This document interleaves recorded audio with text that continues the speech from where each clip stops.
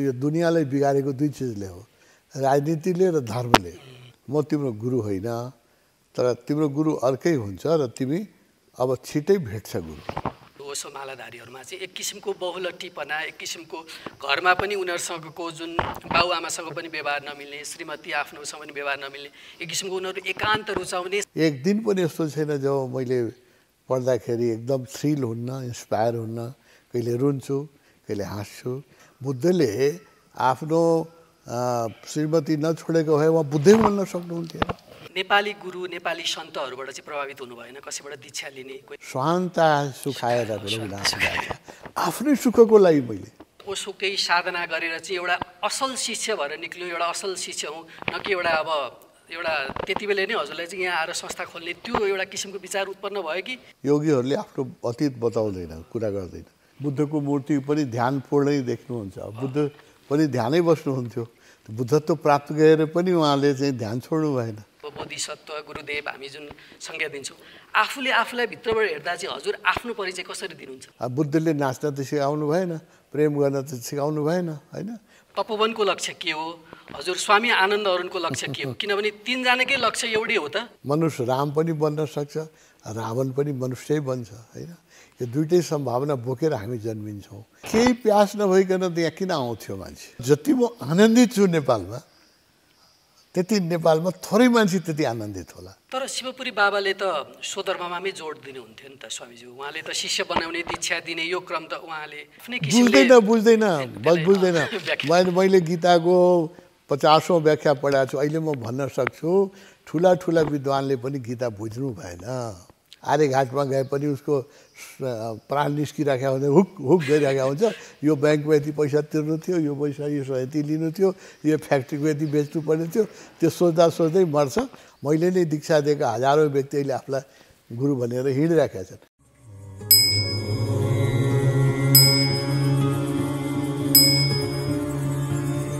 दिव्यपुरी आध्यात्मिक केन्द्रबाट सञ्चालित युट्युब मार्फत प्रसारण भइरहेको दिव्यपुरी टिभीमा यहाँहरूलाई स्वागत छ। दर्शकहरू, आज हामी आइपुगेका छौँ ओशो तपोवनमा। हुन त कोरोना कहरको दोस्रो लहरको कारणले अघिल्लो दिन मात्र आगन्तुकहरूको लागि प्रवेश बन्द गरिएको रहेछ। तर पहिलेदेखि साधनारत साधकहरू भने साधनामै व्यस्त हुनुहुन्थ्यो। ओशोले चिनाउनुभएका स्वामी आनन्द अरुणज्यूका दोस्रो गुरु शिवपुरी बाबाको स्मृति मन्दिर, मृत्यु पार्क, ओशोको समाधि लगायत प्राकृतिक छटाले ओतप्रोत तपोवनमा स्वामी आनन्द अरुणज्यूसँग आध्यात्मिक चिन्तन गरिएको छ। प्रस्तुत छ उक्त संवादको पूर्ण अंश। स्वामीजी नमस्कार। धन्यवाद राजेशजी, धन्यवाद। अलिकति सामान्य दिनचर्या चाहिँ हजुरको कस्तो हुन्छ त्यो मलाई जान्नु मन लागेको। यो हाम्रो सामूहिक दिनचर्या हुन्छ आश्रमको। हामी बिहान 7 बजेदेखि प्रार्थनाबाट दिनचर्या सुरु गर्छौँ। त्यसपछि 1 घन्टा एउटा ध्यान छ ओशोको, र त्यसपछि 1 घन्टा योग। प्रार्थना, योग र ध्यान गरेर 9:30 बजेसम्म हामी ध्यान कक्षमा हुन्छौँ। त्यसपछि ब्रन्च भनौँ, भोजन गरेर केही विश्राम गरेपछि फेरि 12 बजेदेखि एउटा साधना गर्छौँ यहाँ, र फेरि बेलुका 3:30 बजेदेखि एउटा ध्यान हुन्छ। दिनभरि 5 बजे ध्यान हुन्छ एउटा, बेलुका 6:30 बजेदेखि आरती गर्छौँ विभिन्न देवी देवताको, र त्यसपछि केही प्रवचनहरू ओशोका सुन्छौँ हामी। 6-7 घन्टा हामी चाहिँ साधनामय नै हुन्छौँ। सन्त दर्शन भन्ने पुस्तकमा चाहिँ स्कुले जीवनमा चाहिँ हजुरलाई चाहिँ एउटा हुटुटी लागेको थियो, त्यो उत्तराखण्डतिर गएर चाहिँ ध्यान गर्न जाउँ भन्ने त्यो हजुरकै त्यो मैले पुस्तकबाट त्यो प्रसङ्ग अलिकति मलाई केलाउन मन लाग्यो स्वामीजी। त्यो बेलाको प्रसङ्ग उत्तराखण्डमा हजुरले। उत्तराखण्डको मलाई भित्र बच्चादेखि नै आकर्षण थियो, अहिले पनि छ। त्यो गढवाल हिमालय जुन छ त्यो एउटा तपोस्थली हो। धेरै सन्तहरू त्यहाँ बस्नु भएको। त्यसै अहिले पनि कोरोना नभएको भए म त्यहाँ वर्षमा 1-2 पटक गइरहेको छु। त्यहाँ हाम्रो आश्रम पनि छ, ऋषिकेशमा आश्रम पनि छ। बच्चामा नि स्कुलकै जीवनमा वैराग्य एकचोटि लागेको थियो, छोडछाड गरेर जाउँ उत्तराखण्डमा तपस्या गरेर जाउँ भनेर 9 क्लासमै पढ्दाखेरि 9 क्लासमा जान लागेको थिएँ। सब छोडछाड गरेर एकदम जोगी बन्ने इच्छा लागेको थियो। पूर्वका संस्कारहरू होला त्यसले। एकजना मेरा त्यहाँ सहपा मित्र हुनुहुन्थ्यो, मसँग सिनियर हुनुहुन्थ्यो। उहाँले मलाई रोकिदिनु हो। उहाँले भन्नुभयो होइन, पढे लेखा नपढे लेखेको जोगीको पनि इज्जत हुँदैन। उहाँले मलाई बुझाउनु भयो, तिमी अहिले गएर 8 क्लास मात्रै पास गरेका छौ, कुनै आश्रममा गयो भने तिमीलाई भाँडा माझ्दा मात्रै लगाउँछ काम दिन्छ। त्यस कारणले पढे लेखेको योगीको इज्जत हुन्छ, पहिला पढाइ पुरा गरेर मात्रै जाऊ भनेर मलाई रोकिदिनु भयो। राम्रै गर्नुभयो जस्तो लाग्छ। त्यसपछि हजुरको जुन अब युवा अवस्थामा अब जुन हजुरले दर्शन गर्नुभएको, भेट्नुभएको, प्रभावित हुनुभएको को हुनुहुन्छ त सन्त? त्यसबाट मैले धेरै सन्तहरू भेटेँ खोजमा र धेरै सन्तहरूसँग दीक्षा पनि लिएँ होइन। मेरो सन्त दर्शनमा पढ्नुभयो होला। एकजना म जनकपुरमा जन्मेको, जनकपुरमा साधु सन्तहरू आइराख्छन् र वैष्णव सन्तहरूको नगरी हो त्यो। तर त्यहाँ एकजना अद्भुत सन्त आउनुभएको थियो, मैले त्यो लेखा छ। मौनी हुनुहुन्थ्यो। उहाँको बारेमा बडो अद्भुत मस्तराम, उहाँले नामै थिएन उहाँको, हाइली क्वालिफाइड मान्छे हुनुहुन्थ्यो, कहीँ विश्वविद्यालयमा प्रोफेसर हुनुहुन्थ्यो। उहाँलाई पनि वैराग्य लाएर छोडेर जोगी भएर हिँड्नु भएको थियो। उहाँसँग मेरो भेट चाहिँ म विद्यार्थी कालमै कलेजमा पढ्दाखेरिको बडो अद्भुत भेट भएको थियो। अनि आफै मलाई खोज्दै आउनुभयो, मैले खोजे होइन, उहाँले मलाई खोज्दै आउनु भएको थियो। मस्तराम बाबा हो हामीले पहिला जुन होइन, मस्तराम दुईवटा मस्तराम बाबाको बारेमा उल्लेख गरिरहेको छु। एउटा मस्तराम बाबा ऋषिकेशमा बस्नुहुन्थ्यो होइन, उहाँ प्रसिद्ध हुनुहुन्छ। यो मस्तराम बाबा जुन हुनुहुन्थ्यो, उहाँ चाहिँ त्यति पपुलर हुने, त्यो अदृश्य योगी, अज्ञात योगी नै हुनुहुन्छ। मैले उहाँको नाम सोद्धाखेरि योगीहरूको के हुन्छ भने आफ्नो अतीत बताउँदैन। उहाँ सायद महाराष्ट्रका बम्बे साइडका हुनुहुन्थ्यो, कोही महाराष्ट्रियन नाम होला। उहाँले त्यो आफ्नो योगीहरूले आफ्नो अतीत बताउँदैन, कुरा गर्दैन। अनि उहाँले चाहिँ त्यो भन्नुभयो कि मेरो कुनै, मैले सोधेँ, उहाँ लेख्नुहुन्थ्यो, बोल्नुहुन्थेन। 14-15 वर्षदेखि मौन हुनुहुन्थ्यो, स्लेट लिएर हिँड्नुहुन्थ्यो, स्लेटमा लेख्नुहुन्थ्यो। अनि मैले सोधेँ उहाँलाई कि तपाईँको कुन मार्ग हो भन्दाखेरि उहाँले भन्नुभयो कुन धर्म हो, कुन गुरु हुनुहुन्छ भन्दाखेरि मानवता नै मेरो धर्म हो। अनि तपाईँको नाम के हो भनेर सोद्धाखेरि मेरो कुनै नाम छैन, तिमीलाई मैले भने तपाईँलाई कुन नामले मैले बोलाउनु, एउटा नाम त चाहियो नि। अनि उहाँले भन्नुभयो म आनन्दित रहन्छु 24 घन्टा, त्यस कारणले तिमीले मलाई भन्न मन लाग्यो भने मस्तराम भना। कति वर्षको हुनुहुन्थ्यो हजुर त्यति बेला? म त्यो बेला चाहिँ 20-22 वर्षको होला। बिएससीमा पढ्दै थिएँ त्रिचन्द कलेजमा त्यो बेला। म 9 क्लासबाट सुरु भएको बिएससीसम्मको त्यो बिचमा त मैले धेरै योगीहरू भेटेँ। 9 क्लासदेखि बिएससीको बिचमा त मैले धेरै योगीहरूसँग दीक्षा लिएँ, धेरै योगीहरूलाई भेटेँ। महेश जोगीजीलाई भेटेँ, आनन्द मूर्तिजीलाई भेटेँ। मलाई त अहिले नामै याद छैन। धेरै योगीहरूलाई भेटेँ त्यो बिचमा मैले। पहिलो दीक्षा चाहिँ हजुरले को गुरुबाट लिनुभएको थियो? पहिलो दीक्षा विधिवत दीक्षा लिएको मैले आनन्द मूर्तिजीसँग हो। आनन्द मार्गमा थिएँ केही वर्ष, आनन्द मूर्तिसँग दीक्षा लिएँ। त्यसपछि सत्सङ्ग भन्ने एउटा वैद्यनाथ बिहारमा वैद्यनाथ धाम छ, त्यहाँ गुरु हुनुहुन्थ्यो, नाम पनि अहिले म बिर्सेँ उहाँको। उहाँसँग दीक्षा लिएँ होइन। धेरै गुरुहरूसँग मैले दीक्षा लिएँ। यो धेरैजना गुरु, मैले ओशोको कुरा, ओशोसँग त हजुरको जुन त्योभन्दा अगाडि धेरैजनासँग दीक्षा लिए भन्नुभयो कि त्यो हजुरको त्यो भित्र जिज्ञासा, त्यो भित्र उत्कट चाहना अर्कै थियो, उहाँबाट तृप्त नभएर हो कि? हो, त्यो कहीँ मैले सबैबाट सिकेँ। उहाँप्रति म अनुग्रहित छु। उहाँलाई केही न केही सबै गुरुले मलाई सिकाउनु हो। तर मलाई सन्तोष भइरहेको थिएन, भित्रबाट जुन खोज थियो त्यो सन्तोष भइरहेको थिएन। जस्तो मैले खोजिराखेका थिएँ, म फिट भइराखेको थिएन। अब उहाँहरू त गुरुहरूको त जति गुरुहरूले मैले नाम लिएँ, उहाँहरूको त लाखौँ शिष्य रामकृष्ण मिसनमा पनि गएँ। रामकृष्ण मिसनमा त उहाँले त्यो बेला दीक्षा दिनु भएन। उहाँहरूको नियम के रहेछ भने रामकृष्ण मिसनमा दीक्षा लिनलाई बेलुर मठमै जानुभएको हजुर? मैले पहिला पटनामा उहाँको एउटा गुरु हुनुहुन्थ्यो, त्यहाँ गएँ। पछि बेलुर मठमै गएँ। पहिला पटनामा गएँ, त पटनामा उहाँको गुरु बस्नुहुन्थ्यो। रामकृष्ण मिसनको ठुलो आश्रम छ इन्डियामा, हरेक ठाउँमा, पटनामा पनि थियो।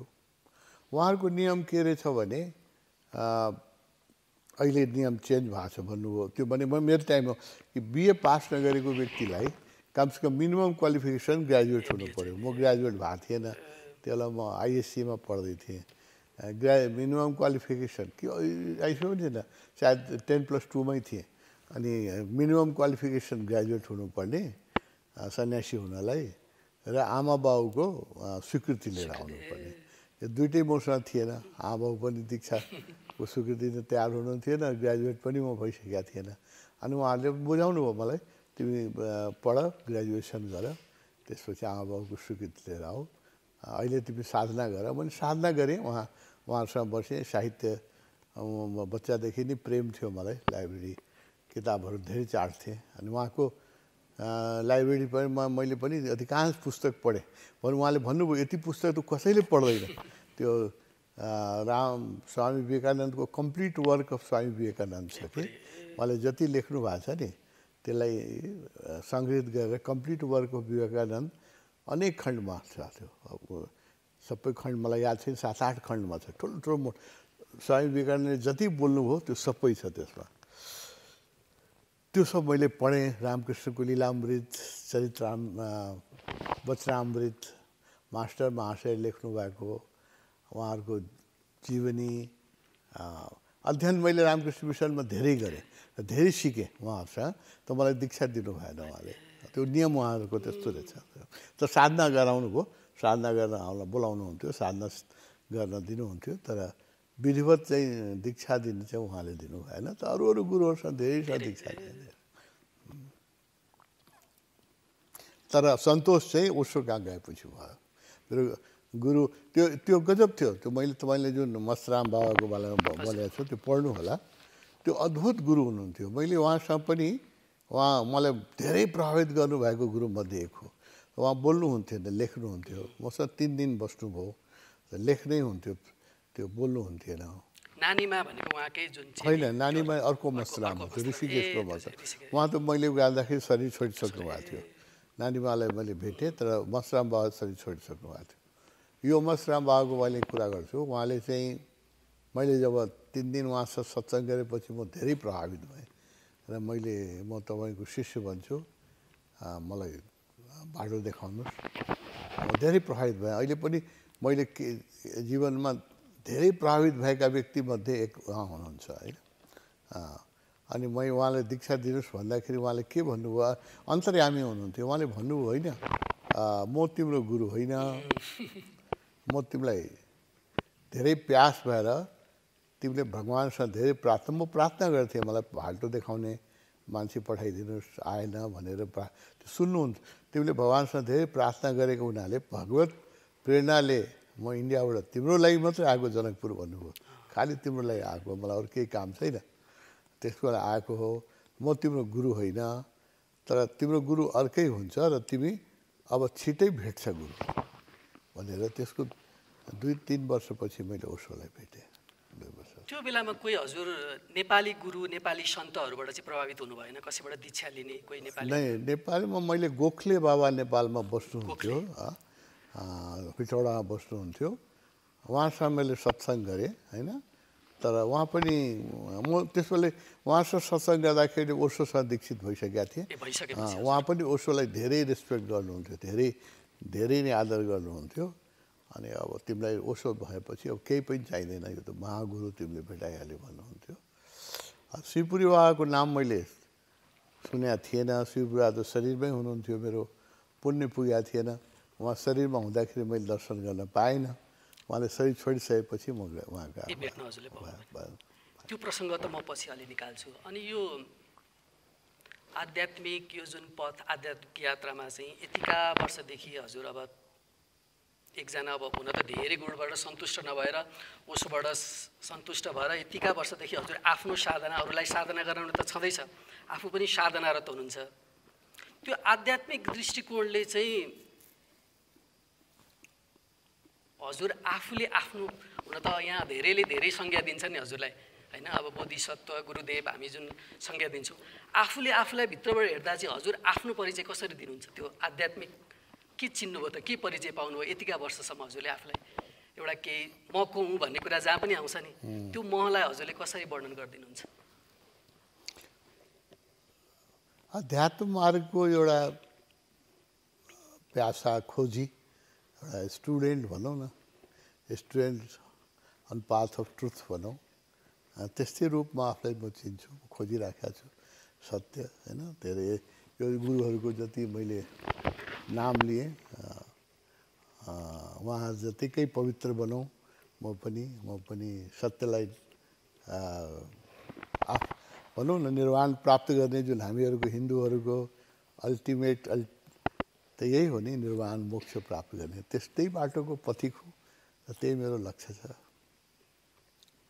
त्यो पहिल्याइसक्नु भएको मैले चाहिँ अलिकति जुन हुन्छ नि, अब भौतिकको मैले कुरा गरेको छैन, अध्यात्मको हजुरको भित्री रहस्यको त्यो जुन यो यतिका वर्षदेखि साधनामा चाहिँ साधनाको त्यो माझिएपछि चाहिँ मैले चाहिँ अब यो पहिल्याएँ भनेर यहाँ केही भन्न मिल्छ? हुन त त्यो अध्यात्मलाई अनुभूत गर्ने कुरा हो, किन यो सत्यको मार्ग यस्तो छ कि यो यात्राको प्रारम्भ छ, यसको अन्तै छैन होइन। It begins but it has no end होइन। आफूलाई कति पवित्र गर्दै जाने, कति शुद्ध गर्दै जाने, कति अन्तर्यात्रा गर्दै जाने। हेर्नुहोस् न, यहाँ बुद्धको मूर्ति पनि ध्यानपूर्णै देख्नुहुन्छ, बुद्ध पनि ध्यानै बस्नुहुन्थ्यो, बुद्धत्व प्राप्त गरेर पनि उहाँले चाहिँ ध्यान छोड्नु भएन। शिवको मूर्ति पनि हेर्नुहोस् ध्यान मुद्रामै हुन्छ होइन। उहाँ त देवको पनि महादेव हुनुहुन्छ, उहाँ पनि अब उहाँ के साधना गरिराख्नु भएको छैन हेर्नुहोस् न। अब उहाँहरू त साधना छोड्नु भएको छैन र साधना गरिराख्नु भएको छ भने मैले यो प्राप्त गरेँ भन्नु त महामूर्खता होला होइन। अब उहाँहरूकै बाटोमा लागिराखेको छु, उहाँहरूको बाटोमा लागिरहेको छ, सत्य खोजिराखेको छु, निर्वाण खोजिराखेको छु भन्नुपर्छ। यसको अन्त छैन। यो अध्यात्मको हेर्नुहोस् मनुष्यको मूर्खताको अन्त छ। यसको सुरुवात कहिले भयो, बेहोसीको सुरुवात कहिले भयो, यो हामीलाई याद छैन। कति जन्म अगाडिदेखि हामी आइराखेका छौँ, दौडाइराखेका छौँ, तर यसको एक दिन अन्त हुन्छ होइन। त अब जुन सत्यपथ हो त्यसको प्रारम्भ याद छ। मैले ओशोसँग कहिले दीक्षा लिएँ त्यो डेट याद छ, कहिले ओशोलाई देखेँ त्यो तिथि याद छ, दिन याद छ, तर यसको अन्त छैन। मलाई थाहा छ यो अन्त्यहीन यात्रामा छु म, यसको कुनै अन्त छैन, अनन्तको यात्रा हो यो। त्यो मोक्ष प्राप्त गरिसकेको इन्लाइटमेन्ट जुन भनिन्छ नि, त्यो गरिसकेपछि पनि यो यात्राको क्रम चाहिँ चलिरहन्छ। उहाँहरू पनि साधना शिवपुरा त मोक्ष प्राप्त गरेका। हेर्नुहोस् उहाँको पिक्चरहरू, साधनामय पिक्चर छ होइन।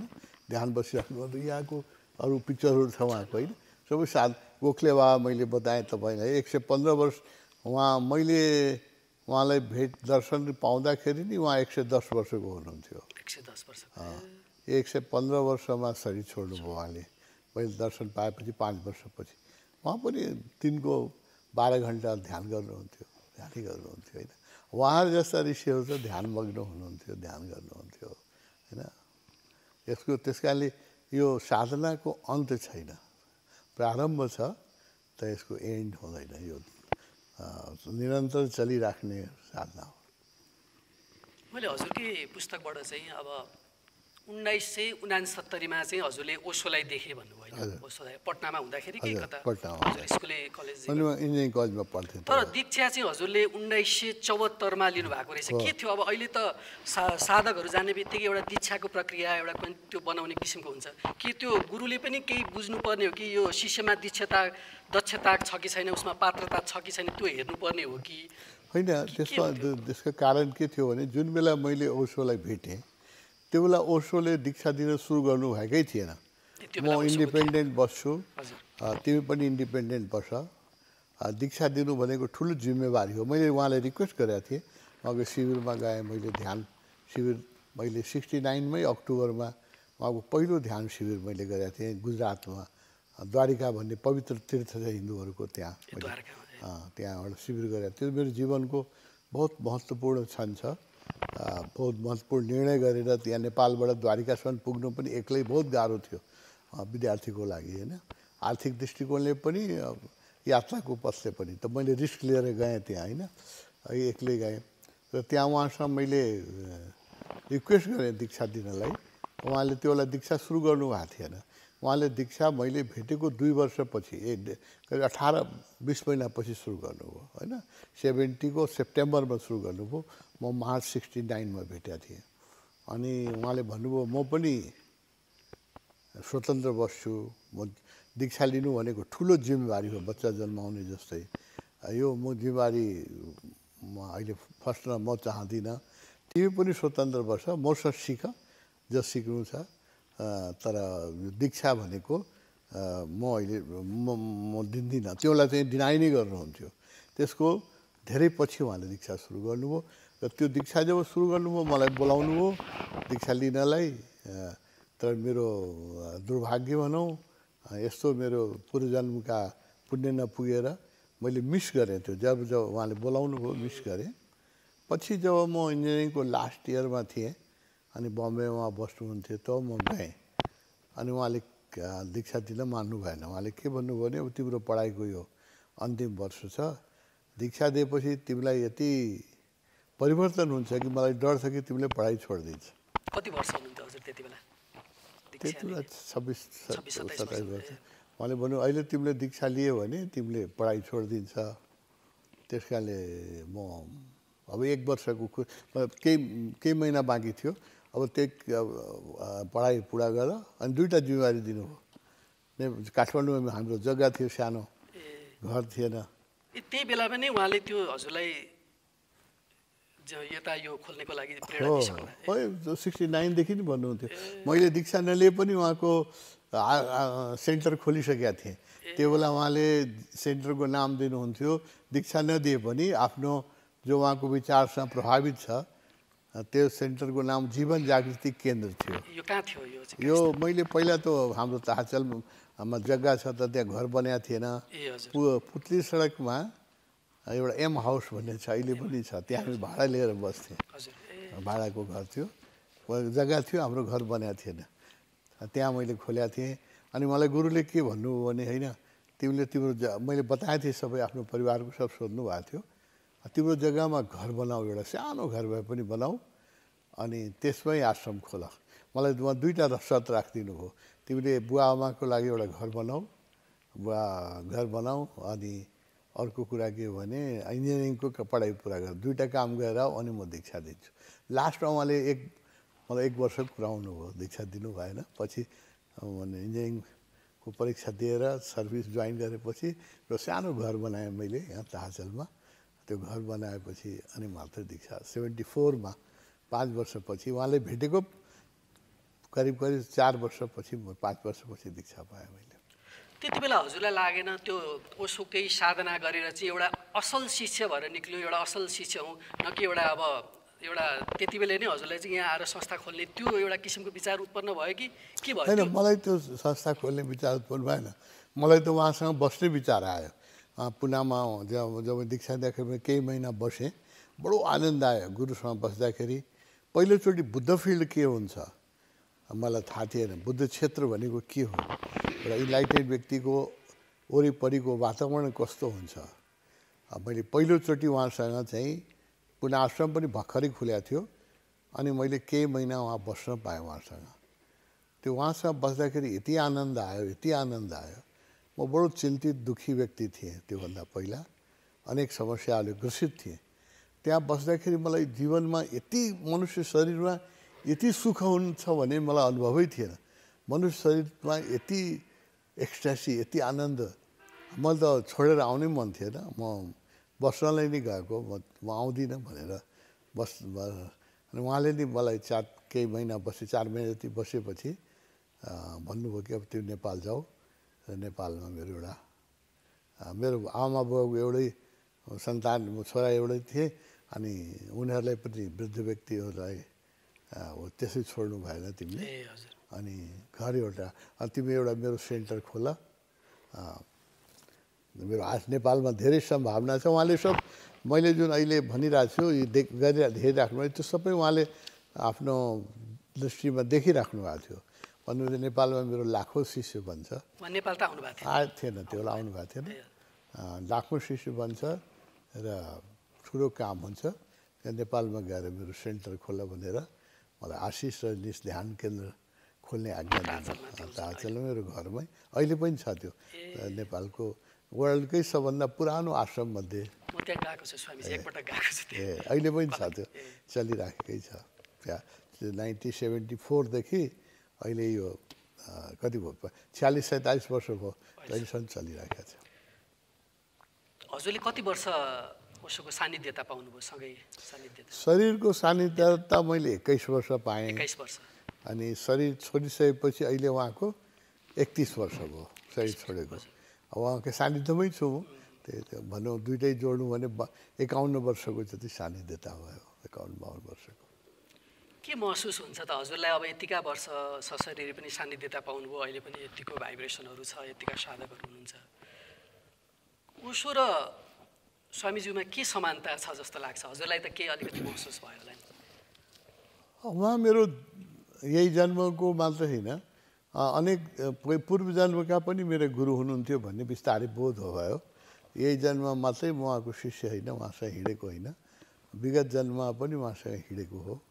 र मेरो अभिभावक भन्नुहोस्, मलाई यो संसारको बन्धनबाट मुक्त गर्ने मुक्त आत्मा, मुक्त गुरु, मेरोलाई परमात्मा नै हुनुहुन्छ उहाँ।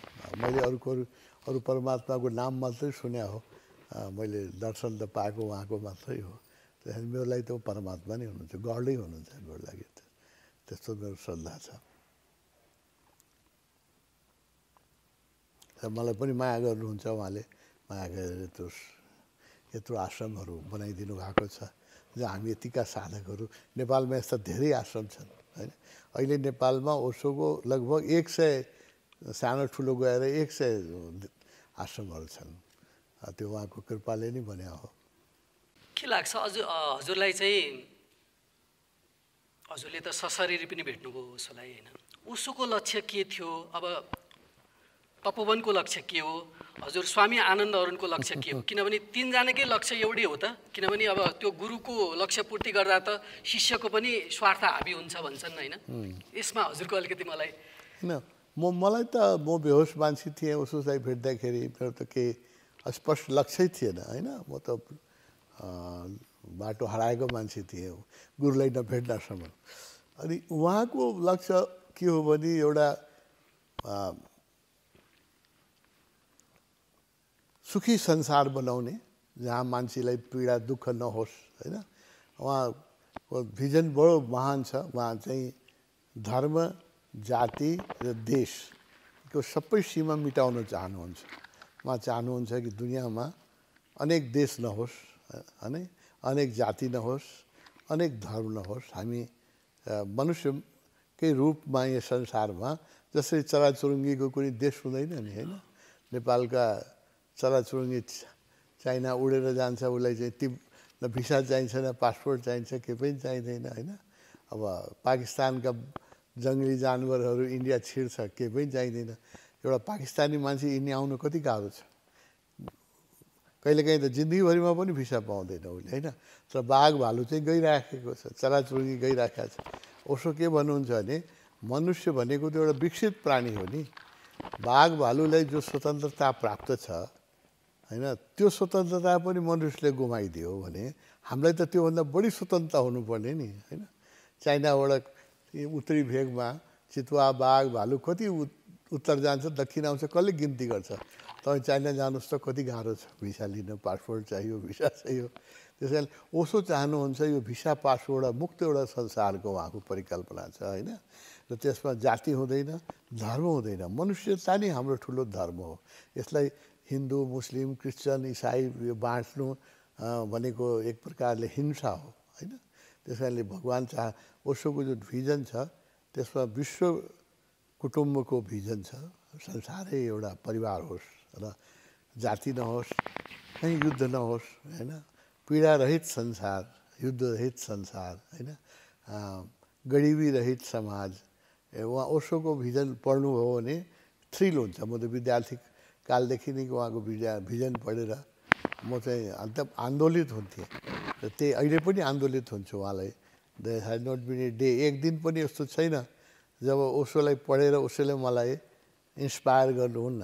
बिहान बिहान म पढ्छु, जब म बिहान उठेर एक दिन पनि यस्तो छैन जब मैले पढ्दाखेरि एकदम थ्रिल हुन्न, इन्सपायर हुन्न। कहिले रुन्छु, कहिले हाँस्छु, कहिले आनन्दित हुन्छु। उहाँको साहित्यमा, उहाँको दर्शनमा यति शक्ति छ, त्यसलाई कसैले सामान्य मस्तिष्कमा त अटाउँदैन त्यो। त्यसको लागि मैले 51 वर्षदेखि उहाँलाई नियमित पढिराखेको छु। कुनै दिन छैन उहाँलाई नपढेको। बिरामी हुँदाखेरि पनि पढ्छु, होइन, कुनै दिन छैन उहाँको प्रवचन नसुनेको। मैले उहाँलाई अहिलेसम्म मैले बुझेँ भन्न मलाई अधिकार छैन। हरेक दिन उहाँले नयाँ कुरा गर्नुहुन्छ, होइन, नयाँ प्रेरणा दिनुहुन्छ, नयाँ उत्साह भरिदिनुहुन्छ। उहाँलाई चाहिँ एक्जस्ट गर्न सकिँदैन, कसैले मेजर गर्न। यो पृथ्वीमा म भन्छु, मेरो त गुरु हुनुहुन्छ, त्यसले भन्ला मान्छेले, तर म यसो सही मूल्याङ्कन गरेर हेर्छु, यो पृथ्वीमा इन्लाइटेन व्यक्ति त धेरै भए, होइन, भइराखेकै छन्, सधैँ हुन्छन्। तर ओशो जस्तो व्यक्ति को समतुल्य व्यक्तित्व खोज्दाखेरि मैले मनुष्यताको इतिहासमा अतीतमा दुईवटा मात्रै देख्छु। एउटा शिव महादेव, जसले तन्त्र, योग, प्रेम, ध्यान सबैको कुरा गर्नुभयो, र अर्को कृष्ण, होइन। त्यसपछि अरू सबै गुरु एकाङ्की हुनुहुन्छ, होइन। बुद्धले नाच्न त सिकाउनु भएन, प्रेम गर्न त सिकाउनु भएन, होइन, महावीरले सिकाउनु भएन। उहाँहरू गुरु हुनुहुन्छ, महागुरु हुनुहुन्छ, तर 64 कलाको कुरा गर्नु भएन उहाँहरूले। एकाङ्की मार्गको कुरा गर्नुभयो। ओशो जुन हो, ओशोले मनुष्य, तपाईँले समतुल्य व्यक्तित्व खोज्नुभयो भने मैले इमान्दारी साथ भन्छु, शिव र कृष्ण पछि सबै रङ्ग लिएर आएका, प्रेम, नृत्य, सङ्गीत, ध्यान, वैराग्य, भक्ति सबै लिएर आएका व्यक्ति तीनटा मात्रै देख्छु म, शिव, कृष्ण र ओशो। अरू सबै गुरु पनि मेरो आदरणीय हुन्, सबैलाई महाआदर गर्छु, तर उहाँले एक एक रङको कुरा गर्नुभयो। इन्द्रधनु 7 रङको कुरा चाहिँ यो तीनजनाले मात्रै गरेको मैले भेटाउँछु। जिससले, मोहम्मदले सबैले राम्रो कुरा गर्नुभएको छ, एक रङको मात्रै कुरा गर्नुभएको छ। यो 7 रङको कुरा चाहिँ तीनजनाले मात्रै गरेको मेरो क्षुद्र बुद्धिले यही भन्छ। भनेपछि ओशो जुन हजुरले ओशोले यहाँ नेपालमा गएर सेन्टर खोल्नु भन्नुभयो, उहाँको लक्ष्य अनुरूप नै अहिले कार्य गरिरहेको छ। गरिराखेको छु। परिमार्जित भएर आफ्नो स्वार्थ हाबी हुने कुराहरू, यसमा आफ्नो ठुलो स्वार्थ छ नि। यो काम गर्दाखेरि यति आनन्द आउँछ, होइन। एउटा मान्छेले एउटा फ्याक्ट्री बनाउँदाखेरि एउटा जति आनन्द आउँछ, म हरेक हप्तामा हरेक हप्ता 7टा मान्छेले दीक्षा दिन्छु। एकजनालाई दीक्षा दिँदाखेरि, एकजनालाई सन्यासमा ल्याउँदाखेरि मलाई त्यतिकै आनन्द आउँछ जतिको मान्छेले एउटा महल ठडाउँदाखेरि आउँछ। त्यो हरेक मेरो आफ्नै आनन्द छ यसमा, हरेक दिन आनन्द आउँछ, आनन्दको यात्रा छ, होइन। मान्छेको स्वार्थ त छ नि, मेरो पनि स्वार्थ छ। म जब कोही व्यक्ति ओशोलाई पढ्छ, मलाई यति आनन्द, उसको किताब मात्रै मैले बेचेँ भने पनि मलाई आनन्द आउँछ। कि एकजनाको जीवनमा ओशो प्रवेश गर्नुभयो, यसको सुख चाहिँ मैले जानेको छु। त्यो व्यक्तिको जीवन परिवर्तित हुन्छ। अब त्यो व्यक्ति अब आनन्दको मार्गमा लाग्छ, र त्यो व्यक्ति अब कुनै जातिको रहँदै, जसले ओशोलाई पढ्छ उसको जातपात, देश, होइन, सबैबाट माथि उठ्छ भन्ने मलाई पूर्ण विश्वास छ। अध्यात्मको पनि यो जुन अहिले चाहिँ धेरै सुनेको छ, हटकेक बिजनेस जस्तो भइरहेछ, व्यापार भइरहेछ, त्यसले गर्दा चाहिँ धेरै साधकहरू भड्किने, रुमल लिने, होइन, एक ठाउँबाट साधना लिने, फेरि अर्कोतर्फ जाने, अनि उनीहरूको आफू तृप्त नहुने, त्यो किसिमको प्रवृत्तिले साधक पनि लाथालिङ्ग भए, उनीहरूको घर परिवार पनि बिग्रिने अवस्था, त्यो किसिमको कुराहरू आइरहेको छ। अब हेर्नुहोस्, यो लथालिङ्ग हुने जुन छ यो मनुष्यको स्वभाव हो। यो आजदेखि सुरु भएको होइन। यो जबसम्म मनुष्य अज्ञानी हुन्छ यो लथालिङ्ग भइ नै राख्छ, होइन। एकतिर जान्छ, अर्कोतिर जान्छ। हामी कहाँ पनि आएका मान्छेहरू छोडेर जान्छन्। यसलाई कसैले रोक्न सक्दैन। मनुष्यको स्वतन्त्रता हो। मनुष्य सप्रिन पनि सक्छ, मनुष्य बिग्रिन पनि सक्छ होइन। मनुष्यको सम्भावनामध्ये एक सम्भावना यो पनि हो, मनुष्य राम पनि बन्न सक्छ, रावण पनि मनुष्यै बन्छ होइन। यो दुइटै सम्भावना बोकेर हामी जन्मिन्छौँ। त्यस कारणले यो अनादिकालदेखि रामजीको पालमा पनि 101 दुष्ट थिए। उहाँको श्रीमती नै चोरिदिने मान्छे थियो होइन। रामजीले त्यसलाई सुधार्न सक्नु भएन भने अब ओशोले कसरी सुधार्न सक्नुहुन्छ। सधैँ पृथ्वीमा अत्याचारीहरू पनि जन्मिराख्छन् र बुद्ध पुरुषहरू पनि जन्मिराख्छन्। यो संसारको स्वभाव हो। यो परिवर्तित हुँदैन, यो परिवर्तित हुँदैन। 10,000 बुद्ध पुरुष आयो भने पनि सबै मान्छे यहाँको परिवर्तित हुनेवाला छैन। यहाँ हिटलर जस्तो मान्छे पनि हुन्छन्, स्टालिन जस्तो मान्छे पनि हुन्छन्, जसले करोडौँ आफ्नो सिद्धान्तको लागि करोडौँ मान्छेलाई मार्ने मान्छे पनि यहाँ हुन्छन् होइन। आफ्नो अरूको लागि जान दिनेलाई आफ्नो प्राण अर्पित गर्ने मान्छे पनि यहाँ हुन्छन् होइन। बुद्धको कथा सुन्नुभयो होला, त्यो एक जन्ममा बुद्ध यहीँ माथि तपस्या गर्नुभएको थियो नि, त्यहाँ चाहिँ भुखो बाघ, एकजना बुढी बाघले बाघिनले आफ्नो बच्चाहरूलाई दुध खुवाउन नसकेको कमजोर भएपछि उसले माया लागेर आफ्नो हातै काटेर दिदिनु भयो। त्यस्तो व्यक्ति पनि यो संसारमा छ जसले भुखो बाघिनलाई देखेपछि आफ्नो हात काटेर खानालाई दिदिन्छ। त्यस्तो मान्छे पनि छन्। यस्तो मान्छे पनि छन् कि स्टालिन जस्तो मान्छे छन्, आफ्नो सिद्धान्तको लागि करोडौँ मान्छेलाई मारे। हिटलर जस्तो मान्छे छन्, आफ्नो महत्त्वाकांक्षाको लागि करोडौँ यहुदीलाई मार्दाखेरि उनीहरूले माया लागेन। यो संसारमा राम र रावणबाट यो संसार कहिले मुक्त हुँदैन। जबसम्म कृष्ण जन्मिनुहुन्छ तबसम्म कंस पनि जन्मिन्छ। अघि सुरुमा हजुरले शिवपुरी बाबाको कुरा उठान गर्नुभएको थियो होइन। मलाई पनि अलिकति त्यो रहस्य जान्न मन लाग्यो। के थियो हाम्रो ओशो र शिवपुरी बाबाको सम्बन्ध? ओशोले नि मलाई शिवपुरी बाबाको बताउनु भयो। मलाई नेपालमा बच्चादेखि नै काठमाडौँमा हुर्किएर पनि मैले शिवपुरी बाबाको बारेमा मलाई जानकारी थिएन। जब मैले दीक्षा लिएँ र जब म आउन लागेँ, काठमाडौँ आउन लागेँ, मलाई उहाँले आश्रम खोल भनेर दिनुभयो। एउटा बनाएर दिनुभयो, कागज बनाएर आशिष स्नेह ध्यान केन्द्र आशीर्वाद लेखेर दिनुभयो। अनि उहाँले मलाई हिँड्ने बेलामा उहाँले एउटा मलाई स्लिप लेखेर दिनुभयो। त्यसमा के लेखेको थियो भने, उहाँ त नेपाल आउनु भएको थिएन, त उहाँ लेख्नुभएको थियो एयरपोर्ट, तिम्रो एयरपोर्टको पछाडि आर्मीको ब्यारेक छ, त्यो आर्मीको ब्यारेकको नजिकमा एउटा काँडे तारले घेरेको सानो चाहिँ समाधि छ शिवपुरी बाबाको, त्यहाँ तिमी जानु, तिमीलाई चाहिँ त्यहाँ गएपछि प्रेरणाहरू मिल्छ। अनि उहाँले मलाई बताएर मैले शिवपुरी आश्रम यहाँ आएपछि जानु सुरु गरेँ मैले होइन। अहिले शिवपुरी बाबालाई म आफ्नो सेकेन्ड गुरु जस्तै मान्छु होइन। यहाँ उहाँको मन्दिर पनि बनाएको छु। यहाँ हरेक ठाउँमा मेरो कोठामा, हरेक कोठामा उहाँको तस्विर हुन्छ होइन। त उहाँलाई चिनाउने मेरो गुरु हुनुहुन्छ। मैले चिनेको थिएन, मेरो गुरुले नै चिनाउनु भयो। शिवपुरी बाबाले नेपालमा जुन काम गर्न चाहनुहुन्थ्यो त्यो काम अब तिमीले पुरा गर्नुपर्छ भन्नुभयो मलाई भगवान्ले। शिवपुरी बाबाले पनि नेपालमा एउटा आध्यात्मिक आन्दोलन गर्न चाहनुहुन्थ्यो, तर समय पाकेका थिएन, त्यो बेला हुन सकेन भन्नुभयो। अब म आफूलाई भन्नुभयो, अब म उहाँकै काम गर्छु, तिम्रो थ्रु गर्छु, तिमीले त्यही काम गर्नुपर्छ जो उहाँले गर्न चाहनु भएको थियो। उहाँले के चाहनु चाहेको थियो, लाखौँ मान्छे साझा खोस्, साधना गरोस् होइन, सत्पथमा लागोस्। त्यो बेला हुन सकेन, त्यो बेला समय पाकेका थिएन भन्नुभयो भगवान्ले। डिटेलमा मलाई बताउनु भएन, यति नै भन्नुभयो म उहाँकै काम गरिरहेको छु। नेपालमा जुन उहाँले काम गर्न चाहनुहुन्थ्यो त्यो चाहिँ त्यो बेला हुन सकेन, टाइम पाकेका थिएन, अब त्यो काम हुन्छ भनेर उहाँले भन्नुभयो। तर शिवपुरी बाबाले त स्वधर्ममै जोड दिनुहुन्थ्यो नि त स्वामीजी। उहाँले त शिष्य बनाउने, दीक्षा दिने यो क्रम त उहाँले थिएन। उहाँको डाइरेक्ट इनिसिएसन उहाँले गर्नुहुन्थेन, तर शिक्षा त दिनुहुन्थ्यो नि। गुरु भनेको के हो, गुरुले जसले शिष्यलाई सिकाउँछ। उहाँको जीवनकालमा पनि उहाँले धेरै व्यक्तिहरूलाई सिकाउनुहुन्थ्यो होइन। दीक्षा विधिवत दीक्षा दिनुहुन्थेन, त्यो जिम्मेवारी लिन चाहनुहुन्थेन, तर उहाँले शिक्षा त दिनुभयो। उहाँका जस्तो तपाईँले माधव बाजेको छोराको कुरा, विष्णु दाईको कुरा, माधव बाजे त उहाँको नजिकै बस्नु, धेरै मान्छे बस्नुभयो। मैले जुन बेला शिवपुरी आश्रम जान थालेँ त्यो बेला शिवपुरी बाबाको सानिध्यमा बसेका धेरै व्यक्ति जीवित थिए। अहिले त सबै बितिसके तिनीहरू होइन, त्यो सबै थिए र उनीहरूलाई उहाँले शिक्षण दिनुभयो होइन। उहाँले को शिक्षण हरेक गुरुको शिक्षण दिने स्टाइल अलग फरक हुन्छ।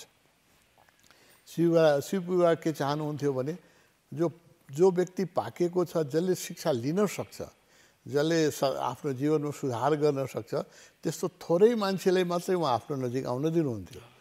तपाईँले पढ्नु भएको होला। त ओशोको कस्तो छ भने ओशोको विशाल दृष्टिकोण छ। उहाँ के भन्नुहुन्छ भने हरेक व्यक्तिको सम्भावना छ, एकचोटि म सबैलाई आउन दिन्छु होइन, अहिले उसको कोसिस गर्छु। दीक्षा पनि मलाई अब दीक्षा दिने अधिकार दिनुभएको छ, जो पनि दीक्षा लिन आउँछ त्यसलाई दीक्षा दिऊ भन्नुभएको छ। शिवपुरीवाले त दिनुहुन्थेन।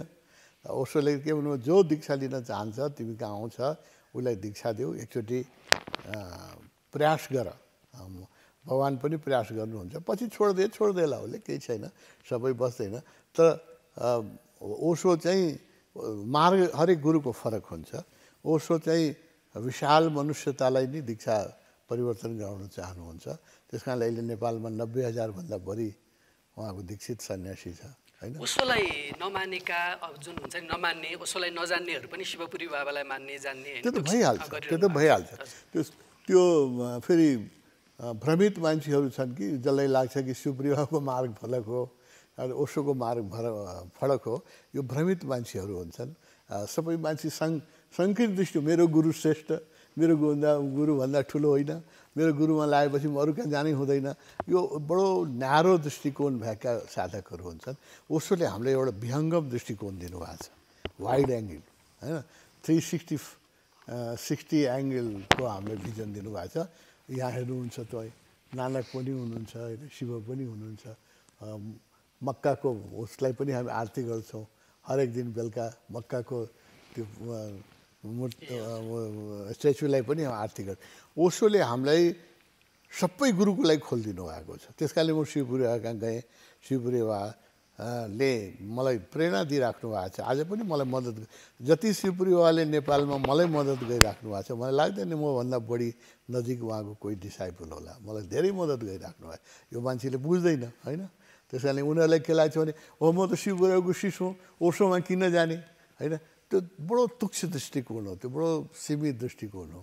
हामीलाई ओशोले के भन्नुभयो भने मस्जिदमा पनि जाऊ होइन, त्यहाँ पनि कहिलेकाहीँ राम्रो मान्छे भेट्छ, चर्चमा पनि जाऊ होइन। जो नजिक पऱ्यो प्रार्थनाको मन्दिर, त्यहीँ गएर प्रार्थना गरिदियो। अब यो विहङ्गम दृष्टि खोल्ने गुरु न मैले ओशो बाहेक अरू देखेन। त्यस कारणले ओशोलाई म अद्वितीय भन्छु।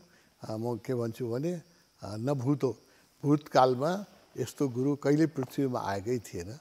भविष्यमा कहिले आउला, भविष्य त मैले जानेको छैन, भविष्यमा कहिले आउला म भन्न सक्दिनँ। अतीतमा ओशो जस्तो सद्गुरु, यस्तो इन्लाइटेड मास्टर पृथ्वीमा कहिले पनि आएको थिएन, यो म दाबी साथ भन्न सक्छु। हजुरले यो कुरा गरिराख्दाखेरि त स्वामीज्यू होइन, एउटा एक किसिमको के जनगुनासो छ भने ओशोका मालाधारी जुन हुनुहुन्छ नि शिष्यहरू, ओशो मालाधारीहरूमा चाहिँ एक किसिमको बहुलट्टीपना, एक किसिमको घरमा पनि उनीहरूसँगको जुन बाबुआमासँग पनि व्यवहार नमिल्ने, श्रीमती आफ्नोसँग पनि व्यवहार नमिल्ने, एक किसिमको उनीहरू एकान्त रुचाउने, साधनामा चाहिँ एकदम मस्त हुने। जब घर परिवारमा जान्छन् त्यहाँ गएपछि उनीहरू त्यो साधनाले त एउटा लचिलो, नम्र, सबैसँग मिल्ने बनाउनु पर्ने हो कि अझै उसलाई अरट्ठ बनाउने के हो त्यो? मलाई भन्छु बुद्धको व्यवहार बाबुआमासँग मिलेको भए आज बुद्ध पैदा हुन्थ्यो, श्रीमतीसँग बस्नुहुन्थ्यो नि बुद्ध, किन छोडेर जानु? तर घर परिवार पनि एक किसिमको सामञ्जस्य त हुनु पर्यो नि। केही सामञ्जस्य हुँदैन।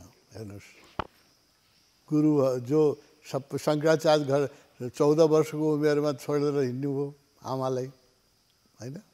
दीक्षितहरू सबै शङ्कराचार्यको लेभलमा सबै त्यो नै हो पुग्ने सबैको लक्ष्य होइन। लक्ष्य सबैको फरक हुन्छ, बाटो पनि फरक हुन्छ। तर बाबुआमासँग म्याच गरेर बसेको भए न महावीर हुनुहुन्थ्यो, न बुद्ध हुनुहुन्थ्यो, न शङ्कराचार्य हुनुहुन्थ्यो, न नानक हुनुहुन्थ्यो। उहाँहरूले त के बनाउनुहुन्थ्यो भने व्यापारी बनाउनुहुन्थ्यो। बुद्धलाई उहाँको बुवाले एउटा राजकुमार बनाउन सक्नुहुन्थ्यो, बुद्ध त बनाउन सक्नुहुन्थेन नि होइन। त्यो बाबुआमासँग मिलेर बसेर संसारिक मान्छे त 8 अरब मान्छे बसिराखेकै छ नि। त्यही तर जो व्यक्ति विद्रोही हुन्छ, जसलाई चाहिँ कोही नयाँ बाटो खोल्नुपर्छ, त्यसले यो घरको सीमाभित्रै कैद भएर बस्नुपर्छ भन्ने कुनै अनिवार्यता छैन। बसे पनि हुन्छ, बस्ने पनि छन्, तर अब मैले नामै गिनाएन, यत्रा विद्रोहीहरू जुन पैदा भए होइन। जिसस पनि त छोडेरै हिँड्नु भयो नि, कहाँ 17 वर्ष कहाँ जानुभयो कसैलाई थाहै छैन। त यो जो सत्यका खोजीहरू छन् उनीहरूलाई चाहिँ तपाईँले अरू व्यापारी जस्तो पसल चलाएर त्यसको प्रफिट ल्याएर आफ्नो श्रीमतीलाई पालेर बाबुआमालाई सेवा गरेर बस भन्नु मिल्दैन तपाईँले कि। त्यो सामान्य व्यक्तिको नियम हो होइन। जो कृष्णले पनि त वृन्दावन छोडेर सबैले रुँदै छोडेर द्वारिकामा गएर बस्नुभयो होइन। सबै एकै किसिमका साधक हुन्छन् त स्वामीजी, किनभने त्यो सत्य खोज्ने, त्यो सत्य अनुभूत गर्ने चाहत, यहाँ त कोही बिरामी भएर कोही सामान्य केही चिजको लागि एउटा आँखा हुन्छन् होइन। सत्य खोज्ने, त्यो गहिराइमा डुब्ने, अध्यात्मको त्यो रहस्यलाई जान्न खोज्ने त सबैजनालाई त त्यो प्रारब्ध पनि हुँदैन होला, एउटा केही आफ्नो त्यो उनीहरूको इच्छा पनि, उत्कट इच्छा पनि त त्यो नहोला नि त स्वामीजी। ठिकै छ, सबैलाई हुन्छ भने त मैले भनेको छैन नि, सबैले हुन्छ भने भनेको छैन। ओशो सन्यासी पनि घरैमा बसिराखेका छन् नि। हाम्रो 90,000 सन्यासी जुन छ त्यसमा अधिकांश हामी न यहाँ आश्रममा कतिजना 70-80 जना बसेका छौँ घर छोडेर यहाँ आएर बसेका छौँ होइन। यहाँ पनि कोही जो विवाहित छन् आफ्नो श्रीमतीसँगै बसेका छन्, जसको बच्चा छ आफ्नो बच्चा लिएरै फ्यामिली लिएरै बसेका छ। त्यो फ्यामिली छोड्नु पर्ने त ओशो त्यसको महाविरोधी हुनुहुन्छ, छोड्नु पर्ने त केही भन्नुहुन्न।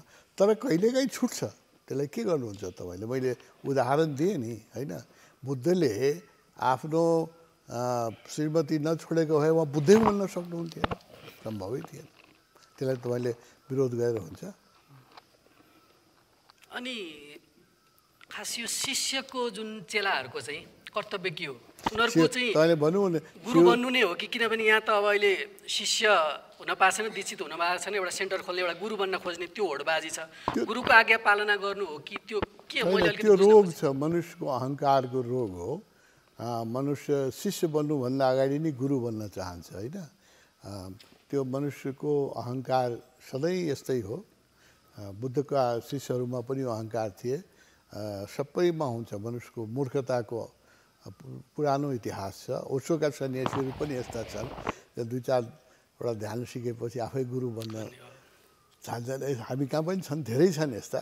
यो मैले रोक्न सक्दिनँ, कसैले रोक्न सक्दिनँ। त्यस कारणले मैले तपाईँलाई पहिल्यै भने नि, तपाईँले मेरो परिचय सोद्धाखेरि मैले के भने I M A student of meditation. म टिचर होइन होइन। तर स्टुडेन्टमा पनि कस्तो हुन्छ भने अब एमएमा पढिराखेको स्टुडेन्टलाई एसएलसीमा पढेको स्टुडेन्टलाई त केही सिकाउन सक्छ नि, त्यति अधिकार त छ उसलाई। तर गुरु हुँदैन नि हो होइन। त्यसै म गुरु, मैले सुरु नै भने म गुरु छैन, गुरु ओशो हुनुहुन्छ होइन।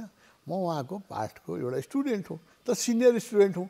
मेरो 50 वर्षदेखि यो बाटोमा लागेको हुनाले 2 वर्षदेखि जुन 2 क्लासको स्टुडेन्ट छ त्यसलाई के सिकाउन सक्छु, बताउन सक्छु। त बताउन सक्दैमा उसको म आध्यात्मिक गुरुको कहिले दावा गर्दिनँ। म अहिले जहिले पनि भन्छु I M A student of Osho.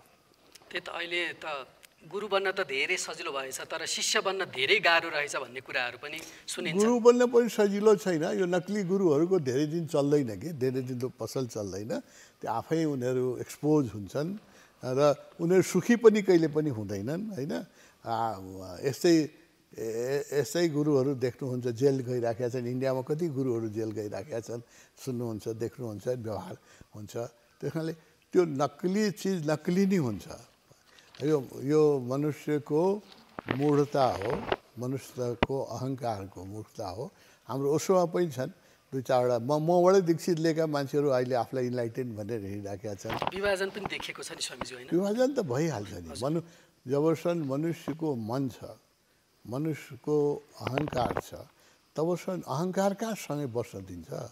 कस्तो मार्गमा विभाजन भएर त बताउन सुरु गर्नुहोस् त। सबैको गुरुको मार्गमा विभाजन भएको सम्प्रदाय बनिहाल्छ। मनुष्यको मूर्खताको अनन्त छ मूर्खता होइन। यो मनुष्यको मूर्खता म अन्त गरिदिन्छु भनेर थोरै हिँडेको छु। विभाजन हुन्छ, मनुष्यको मूर्खता छ। गुरु बन्छन्, नक्ली गुरु बन्छन्, त पछि गएर आफ्नै जीवन उनीहरूको दुःखी हुन्छ होइन। त्यो जो आनन्दमा हामी शिष्य बनेर जति म आनन्दित छु, जति प्रफुल्लित छु, जति सन्तुष्ट छु, त्यही मबाट दीक्षित व्यक्तिहरूले नै आफूलाई गुरु घोषित गरेर त्यति आनन्दित उहाँको फेसमा तपाईँ देख्न सक्नुहुन्न। त्यसैले यो सुख त व्यक्तिगत आफ्नो अनुभवमा हो नि।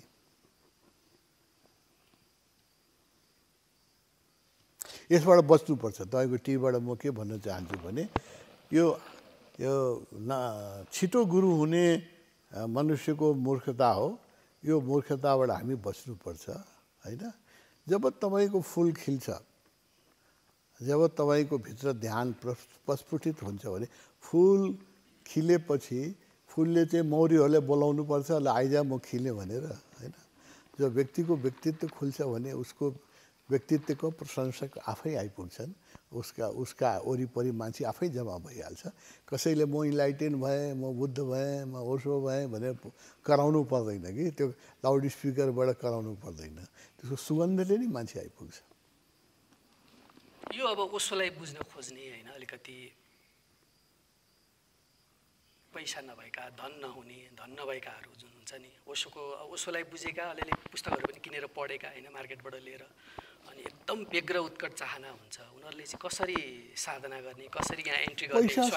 पैसासँग साधनाको सम्बन्ध छैन, प्याससँग सम्बन्ध छ। जसको प्यास छ, सच्चा प्यासा व्यक्तिहरू, हामीहरू नि ओसोमा लाग्दाखेरि हामी गरिब थिए होइन। धेरै मान्छे जो ओसोमा लागेका छन् उनीहरूको आर्थिक हैसियत राम्रो थिएन। त्यो साधना गर्दा गर्दा हाम्रो आध्यात्मिक पनि विकास भयो, आर्थिक पनि विकास भयो। म त इन्जिनियरिङ पेसा गरे मान्छे हुँ होइन, 30-40 वर्ष इन्जिनियरिङ प्र्याक्टिस गरे हुँ। अब म ओसोमा लाग्नुभन्दा अगाडि हाम्रो आर्थिक स्थिति राम्रो थिएन, लागेपछि पनि मैले राम्रोसँग पैसा चलाउन पाएको थिएन।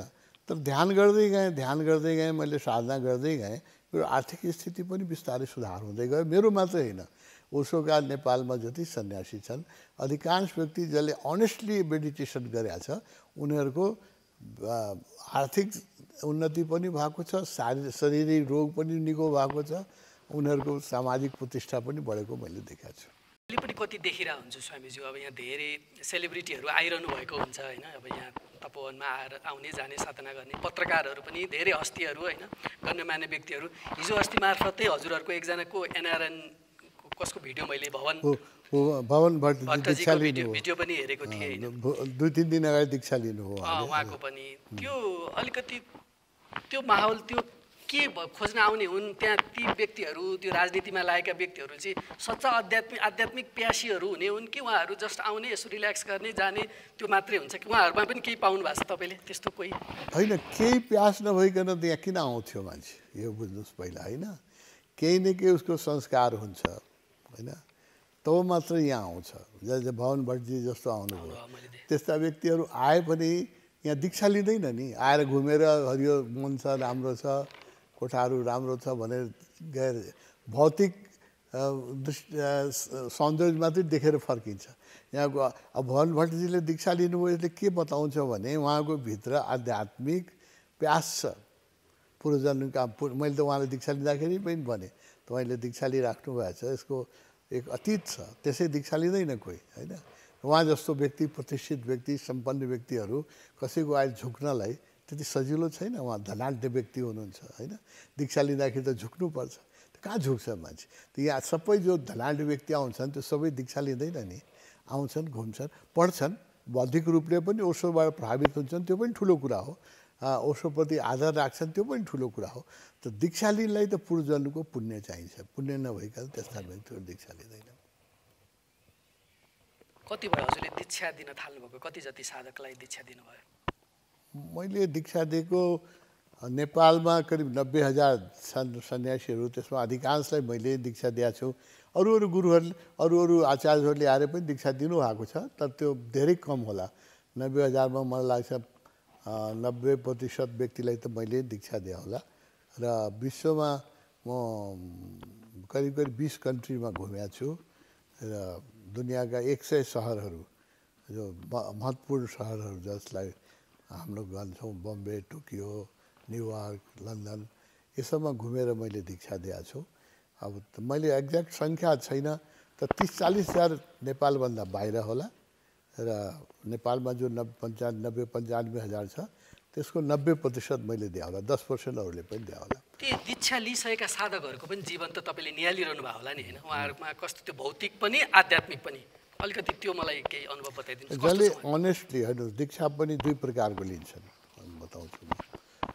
एउटा आउट अफ क्युरियोसिटी लिन्छ, कौतूहलले यी के हो यो होइन यस्तो नाच्छन् अहिले त हामी यहाँ आश्रम पनि सफा सुग्घर छ, कोठाहरू पनि राम्रो छ, खाना पनि राम्रो छ, पनि के हो भनेर आउट अफ क्युरियोसिटी लिन्छ होइन, कौतूहलवश एक थरीका हुन्छन्। त्यो कौतूहलवश लिने आउट अफ क्युरियोसिटी लिने व्यक्तिहरूमा पनि कहिलेकाहीँ रूपान्तरण हुन्छ। त अधिकांश व्यक्ति जो आउट अफ क्युरियोसिटी लिन्छ, गहिरो रूपले लिँदैन, उनीहरूले केही दिनपछि दीक्षा छोडिदिन्छ या अर्को बाटोमा लाग्छ या तिनीहरूले नै आफूलाई गुरु बनाउँछ। जो त्यस्तो गर्न पाइन्छ त दीक्षा लिइसकेपछि? पाइने कसले रोक्ने, नेपालको मुल्कीहरूले कसरी रोक्छ? तपाईँले आफूलाई गुरु भन्नु हो भने कुन कानुनले पात्रता नहेरिकन दीक्षा दिएको हो कि? किनभने उनीहरूमा त्यो पात्रता हुनु पर्यो नि। होइन, त्यो त्यही हाम्रो अलिक फरक छ। अरू गुरुहरूले पात्रता हेरेर दीक्षा दिनुहुन्छ, हामी दीक्षा दिएर पात्रता बनाउने कोसिस गर्छौँ होइन। दीक्षा जो लिन आउँछ उसको इच्छा छ, आफूलाई सुधार्न चाहन्छ, साधना गर्न चाहन्छ भने मैले उसलाई स्वीकार गर्नुपर्छ। त्यसपछि कुपात्र छ भने आफै छोडेर जान्छ। मेरो त्यो साधना गर्नलाई दीक्षा अनिवार्य छ? साधनाको अनिवार्य त छैन, त सहयोगी छ, धेरै सहयोगी छ। जस्तो तपाईँले भन्नु न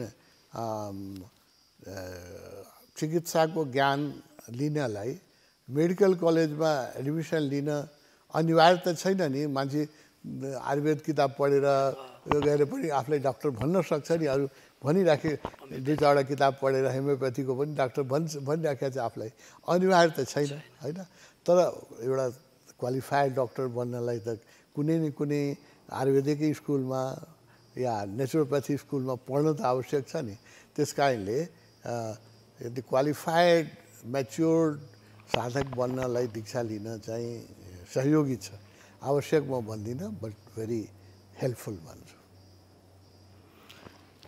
हजुरको त अब यतिको साधनारत हुनुहुन्छ होइन, अहिलेसम्मको यो अवस्थामा आइपुग्दा र हिजोको त्यो अवस्थादेखि त्यो जुन 1974 जुन दिन ओशोबाट दीक्षा लिनुभयो होइन, अहिलेसम्म हेर्दा यसो हजुर त साधनामा पनि ओशोसँग त्यो जुन कुराहरू उहाँसँग पनि केही अनुभूतहरू हुन्छ होला,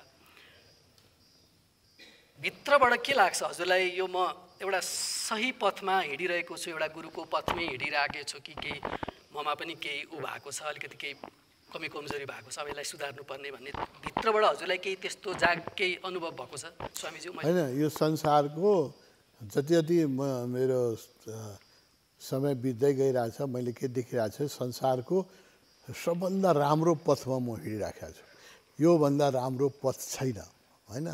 जो मेरो जीवनचर्या छ र जति म सुखी छु ओशोमा लागेर, म नेपालको धनी मान्छे होइन, नेपालको कुनै प्रतिष्ठित सांसद होइन, मन्त्री होइन, केही पनि होइन, तर जति म आनन्दित छु नेपालमा, त्यति नेपालमा थोरै मान्छे त्यति आनन्दित होला जति म सन्तुष्ट छु होइन।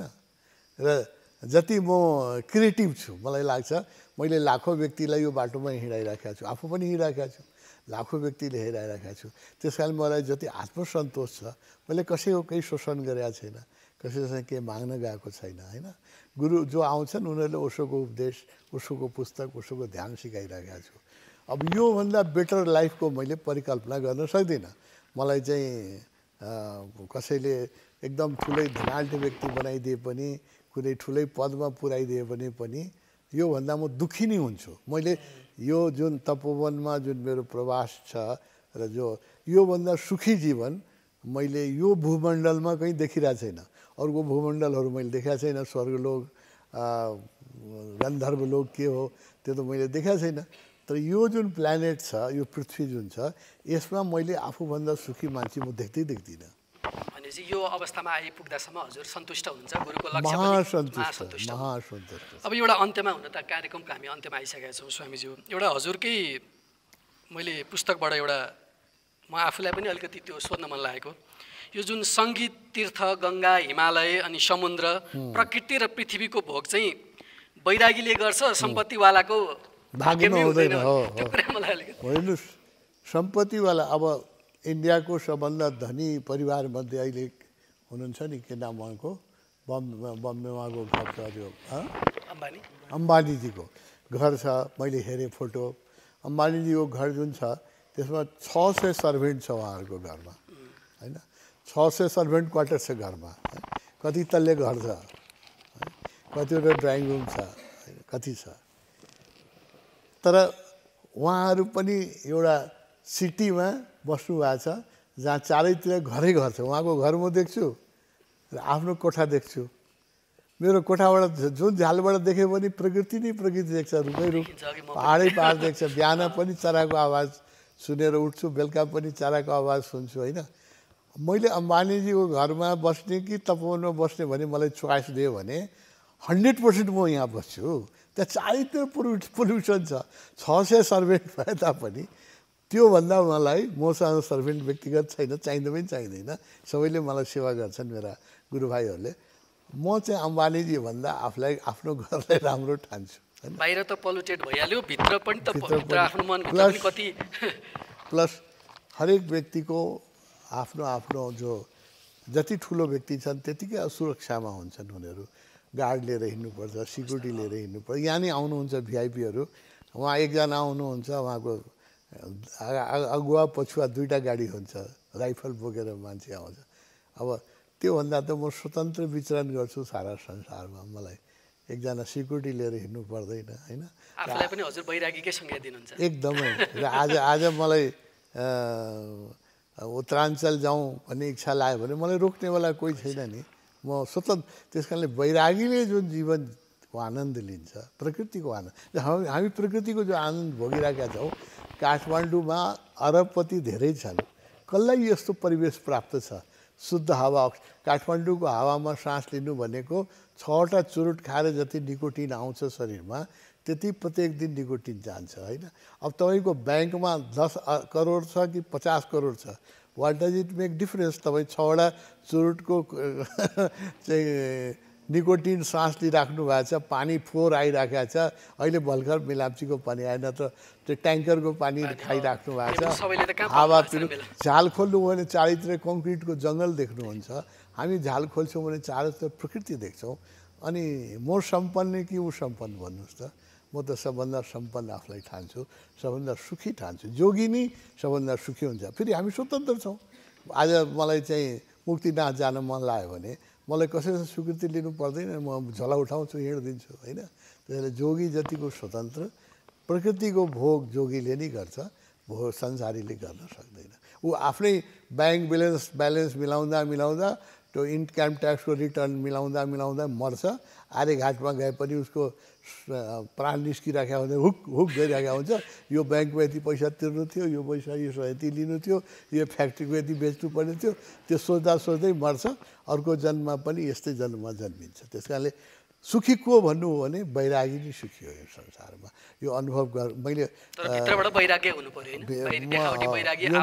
शास्त्रीय कुरा गरिराखेको छैन, मैले आफ्नै जीवनमा मैले देखेको छु। वरिपरि मेरा सबै धनाढ्य मित्रहरू हुनुहुन्छ, ठुला पदमा बसेका व्यक्तिहरू हुनुहुन्छ। उहाँहरूको जीवनको तनाव देख्छु म, चिन्ता देख्छु। अहिले हेर्नुहोस् राजनैतिक व्यक्तिहरूको जीवन हेर्नुहोस् त, नाटकीय ढङ्गले कति उछल, कस्तो विशृङ्खल जीवन भइसकेको छ राजनीतिक व्यक्तिहरू। धनाढ्य व्यक्तिहरूको चाहिँ कोरोनाले कसलाई लिएर जान्छ, कसलाई छोड्छ, व्यापार के हुन्छ, एयरलाइन्स चलाउने व्यक्ति घाटामा हुनुहुन्छ होइन। हामी सधैँ नाफा भन्छौँ, हामीलाई लिएर जाने केही छैन। लग्यो भने यो शरीर लिएर जान्छ, यो शरीरसँग हामी बसेर कुनै यसमा धेरै एट्याचमेन्ट छैन, यो लिएर गयो भने लिएर जाओस्, के मतलब छ। अब त झन् मान्छेहरू यो कोरोनादेखि करदेखि अलिकति ध्यान यस्तो कुराहरूमा त अध्यात्ममा त अझै बढी रुचि राख्न थालेछन्। अझै त्यो किसिमले पनि हजुरले अब त यो झन् हजुरको यो जुन यसमा आउने मान्छेहरू होइन, यसमा त अझै बढ्छन् नि। उसोलाई बुझ्न चाहने, आफू ध्यान गर्न चाहने मान्छेहरू त बढेको। दुई थरीको व्यक्ति हुन्छन्। एक थरीको व्यक्ति के भन्छ भने जीवनमा जब दुःख पर्छ अनि उसलाई अध्यात्मको याद आउँछ, तर दुःख फेरि कोरोनाको कहर छुटेपछि फेरि व्यापारमा दौड्छन्, बिर्सिन्छन्। र त्यस्ता व्यक्तिहरूको आध्यात्मिक मूल्य धेरै हुँदैन होइन। एक थरीका व्यक्ति यस्तो हुन्छन् जो जीवनका दुःख देखेर दुःखबाट मुक्तिको लागि सतत प्रयास गर्छन्। त्यस्ता साधकहरूको जीवनको मूल्य छ। समस्या परेपछि पशुपतिनाथको याद आउने चाहिँ एउटा मनुष्यको स्वभाव हो, क्षणिक। समस्या बितेपछि फेरि दोहोरी साँझ छँदैछ, बार छँदैछ होइन, एक से एक रेस्टुरेन्ट छ, एक से एक मलहरू छँदैछ। त्यस कारणले त्यस्ता व्यक्तिहरूको धेरै स्थायित्व हुँदैन होइन। तर कोही त्यसमा चाहिँ अस्थायित्व पनि हुन्छ। त्यस कारणले हामी कहाँ जो आउँछन् हामीले त्यसलाई बडो प्रेमले स्वागत गर्छौँ। उसको अतीतसँग हाम्रो मतलब छैन, उसको प्रोफेसनसँग मतलब छैन। जो आए पनि पहिला त्यति नै आदर साथ उसले हामीलाई दीक्षा दिन्छौँ। त्यसमध्ये केही व्यक्ति आफ्ना जीवनलाई साधनाको मार्गमा निरन्तरता दिएर मुक्तिको मार्गमा हिँड्छन्। केही व्यक्तिको संस्कार यो जन्ममा यति नै हुन्छ, छोड्छन्, फेरि अर्को जन्म यहाँ अलिकति पनि ध्यान गरेर केही बिग्रिँदैन। किनभने उसले 6 महिना ध्यान गरेर छोड्यो भने पनि 6 महिना जुन उसले संस्कार बनायो नि, त्यो पुण्यले अर्को जन्ममा उसलाई धेरै राम्रो हुन्छ, यही जन्म पनि राम्रो हुन्छ। त्यसले यहाँ आएपछि सबैलाई हामीले स्वागत गर्छौँ र यहाँ आएपछि कसैको केही हानि हुने होला, कम फाइदा होला बढी फाइदा होला, लाभ सबैलाई हुन्छ। अब एउटा अन्तिम प्रश्न स्वामीज्यू, होइन, मैले पनि यो जुन संसारमा जे जति कालजयी छ सबै बेफिक्रीकै सृजना हो भनेर भन्नुभएको छ, त्यो पनि मलाई एउटा बुझ्न मन लाग्यो। एकदम सही कुरा हो, होइन। दुई थरीको सृजना हुन्छ। एक सृजना के हुन्छ भने पैसाको लागि, होइन, यस्तो कलाकारहरू पनि हुनुहुन्छ जो पैसाको लागि गर्नुहुन्छ। एक यस्तो हुन्छ जो art for the art, art for the art, कलाकै लागि नि कला गर्छन्, होइन। उनीहरू कुनै मेरो पेन्टिङ यतिमा बिक्ला र मेरो गीत यतिमा बिक्ला होइन, मेरो गाउनुमा आनन्द छ, होइन। अझ त्यो कालजयी हुन्छ। त्यस्तो कलाकारहरूको कला जुन हुन्छ, रविन्द्रनाथ ट्यागोर जस्तोको पैसा कमाउनलाई उहाँले गीताञ्जली लेख्नु भएको होइन नि, त अमर हो नि त्यो, होइन। अब कोही किताब लेख्छ पैसा कमाउनै लेख्छ, उपन्यास लेख्छ, त्यसबाट के रोयल्टी आउला भनेर। त्यस्तो साहित्यहरू कालजयी हुँदैन, केही समयको लागि मनोरञ्जनको साधन हुन्छ।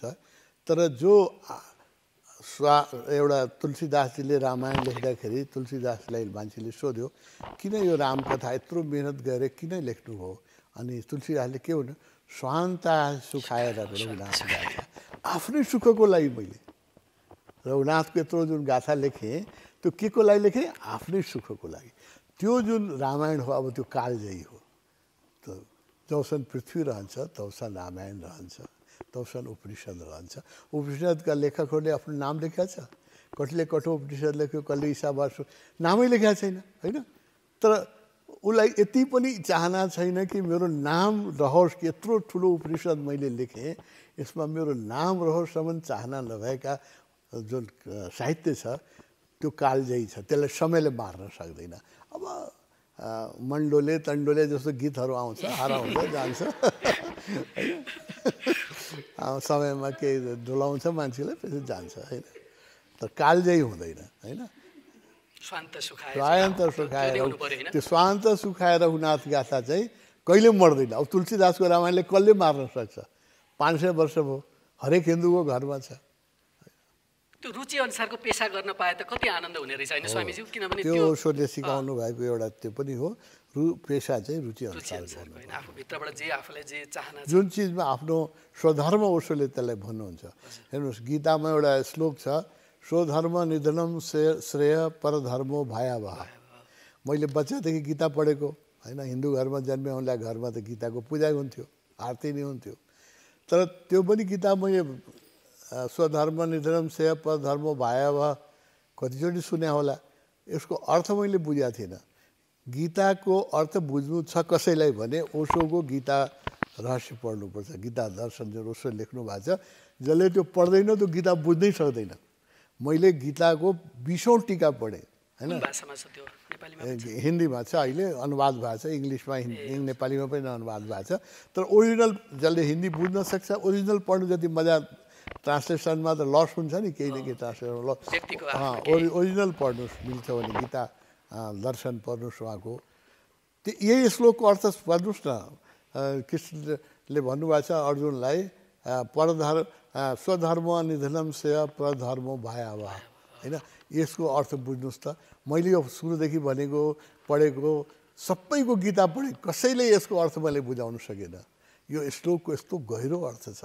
उसले के भन्नुहुन्छ, स्वधर्म भनेको के हो भने जसमा स्वधर्म भनेको हिन्दू धर्म होइन। यसको अरूले व्याख्या के गरे भने स्वधर्म निधर्म से मुसलमानले मुसलमानै धर्म मर्नुपर्छ, अर्को धर्म परिवर्तन गर्नु हुँदैन, हिन्दूले क्रिस्चियन बन्नु हुँदैन, हिन्दी नै बन्नुपर्छ, यस्तो व्याख्याहरू गरेछन्, होइन। ओशोले यसको कस्तो व्याख्या गर्नुभएको छ। स्वधर्म निधर्म से भनेपछि अब तिम्रो स्वधर्म कुन चिजमा तिमीलाई आनन्द आउँछ, होइन। म्युजिक बजाउनुमा आनन्द आउँछ भने तिमीलाई चाहिँ इन्जिनियरिङ मेडिकल पढ्न जरुरी छैन, म्युजिकै सिक, पेन्टिङमा आनन्द आउँछ नि पेन्टिङै सिक होइन। खेती गर्नमा आनन्द आउँछ भने तिमीलाई ग्रेजुएसन गर्न कुनै जरुरी छैन, तिम्रो धर्म खेती नै हो, त्यसैमा आनन्दित। अब यस्तो व्याख्या जुन ओशोले गर्नुभयो गीताको, मैले गीताका इन्डियामा हिन्दीमा इङ्ग्लिसमा उपलब्ध सबै महत्त्वपूर्ण टिकाहरू स्कुल लाइफदेखि पढ्दै आएको, मलाई के लाग्छ भने गीतामाथि टिका गर्ने मान्छेहरूले नि गीता बुझेको छैन म भन्छु। गीतामाथि धेरै टिका छ होइन, हरेक व्यक्तिले विद्वानले गीतामाथि कमेन्ट्री लेख्छ। म आज ओशोलाई पढेपछि के भन्छु भने उनीहरूले नि गीता बुझेको छैन।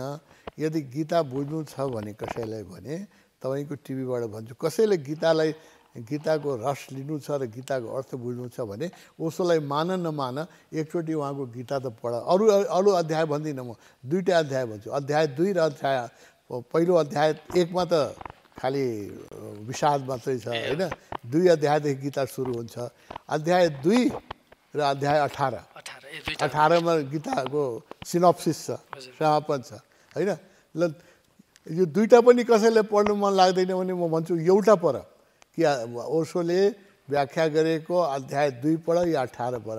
नाचेन भने त्यो मान्छे गीताको ओशोको व्याख्या पढेर त्यसले नाचेन भने म भन्छु त्यसले गीता बुझ्दैन, त्यसले गीता पढ्नै बेकार छ होइन।